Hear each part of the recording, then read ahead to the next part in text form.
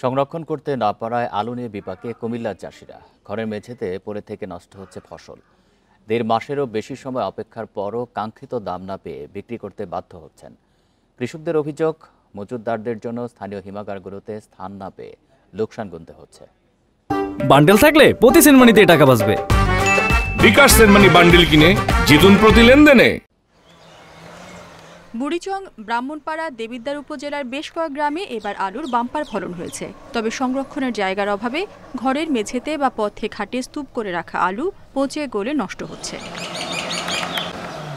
জেলায় সরকারি হিমাগার আছে একটি, এছাড়া ৩০টির মতো বেসরকারি হিমাগার আছে। কৃষকদের অভিযোগ, মজুতদাররা বেশি লাভের আশায় স্থানীয় কৃষকদের কাছ থেকে সংগ্রহ না করে দূর দূরান্ত থেকে আলু এনে হিমাগার ভর্তি করে। ফলে লোকসানে আলু বিক্রিতে বাধ্য হচ্ছেন তারা।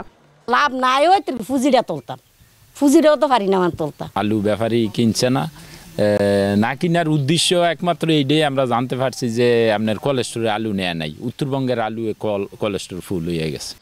বাজার নিয়ন্ত্রণে চালের মতো আলুও টিসিবির মাধ্যমে সংরক্ষণের দাবি অনেকের। যদি কৃষকদের থেকে ন্যায্য মূল্যে একটা সরকারি রেট বা ন্যায্য মূল্যে যদি সরকার এই আলুগুলা সংরক্ষণ করতে পারে তাইলে কৃষকরা বাঁচবে।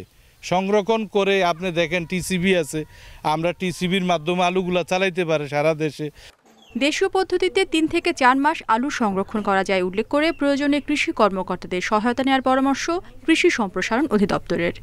স্থানীয় পদ্ধতিতে বা দেশীয় পদ্ধতিতে আলুটাকে সংরক্ষণ করুক, এতে করে মোটামুটি ৩-৪ মাস সংরক্ষণ করা যাবে। সেই সাথে আমরা জেলা সমন্বয় সভার মাধ্যমে প্রস্তাবনা রাখবো যাতে আমাদের কুমিল্লা জেলায় আরও কিছু কোল্ড স্টোরেজ তৈরি করা হয়। চলতি মৌসুমে জেলায় ৯,০৬১ একর জমিতে আলু উৎপাদন হয়েছে ২,২৯,০০০ মেট্রিক টন। Independent news.